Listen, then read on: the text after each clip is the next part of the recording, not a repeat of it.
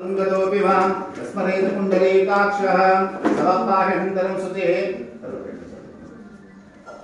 अपवित्र पवित्रो वा सर्वसंगतोऽपि वा स्मरेत पुण्डरीकाक्षः सवापाह्यन्तरं शुचिः गोविन्दे सदा स्नानं गोविन्दे सदा जपं सदा गोविन्द कीर्तनं पुण्डरीकाक्ष पुण्डरीकाक्ष पुण्डरीकाक्षाय नमः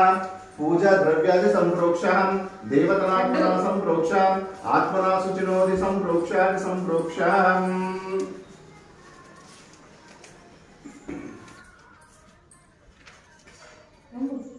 सुरंगत्वेनामाधेम मल्लिया पूतो लोपల కలశాన్ని తీయజల్లండి రెండు చుట్టూ కొద్ది ముందు జరగండి సర్కిల్ గంధం పసుపు కుంకుమ పువ్వు తీసుకోండి పువ్వు తీసుకొని ఫస్ట్ మొదటిగా గంధంలో పెట్టండి ఇలా